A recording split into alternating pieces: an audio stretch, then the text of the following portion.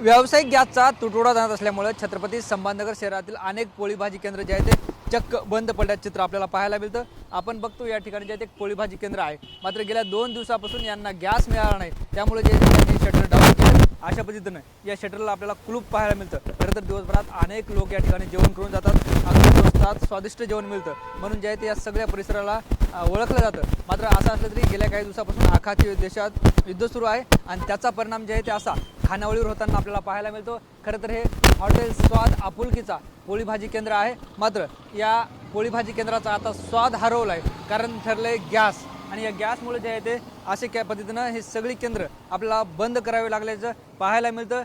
खरं तर याच पोळी भाजी केंद्रावर अनेक रोजगार महिलांचाही उदरनिर्वाह होत होता, अनेक चाकरमानी सुद्धा या ठिकाणी जेवून जात होते। मात्र ज्या पद्धतीनं गॅसचा तुटवडा जाणवत होता, त्यामुळं अशा पद्धतीने या सगळ्या पोळी भाजी केंद्राला अक्षरशः शटर लावायचं काम पडले, कुलूप लावायचं काम पडले। या पोळी भाजी केंद्राचे चालक मालक आपल्यासोबत आहेत, त्यांच्यासोबत सुद्धा आपण या ठिकाणी चर्चा करणार आहोत। काय सांगाल? आपलं स्वाद नावाचं पोळी भाजी केंद्र आहे, मात्र अशा पद्धतीनं शटर डाऊन केले, त्याला कुलूप लावले आहे। मागच्या 4 ते 5 दिवसापासून गॅसच्या तुटवड्यामुळे आम्ही हे दुकान बंद ठेवले।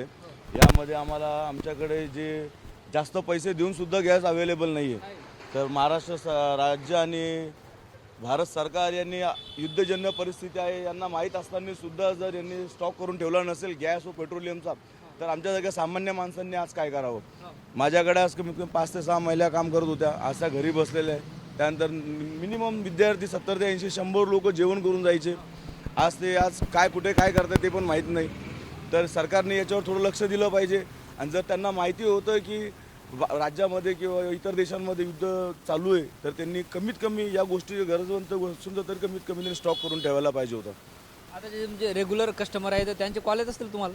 हो, कॉल येतात, पण त्यांना नाही इलाज, आता काय करू शकतो?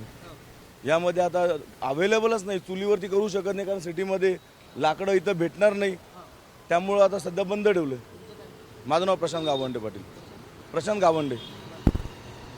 निश्चित आपण बघतोय आपल्यासोबत प्रशांत गावंडे होते, ज्यांचे हे पोळी भाजी केंद्र आहे, मात्र गेल्या 4 दिवसापासून त्यांना गॅस मिळत नाही, त्यामुळे जे ते चक्क त्यांना या पोळी भाजी केंद्राला कुलूप लावावं लागलं आणि आता सरकारनं यावर तोडगा काढावा अशी सुद्धा प्रशांत गावंडे यांनी मागणी केली। कॅमेरा पर्सन हर्षल निकमसह ज्ञानेश्वर लोंढे, TV9 मराठी, छत्रपती संभाजीनगर।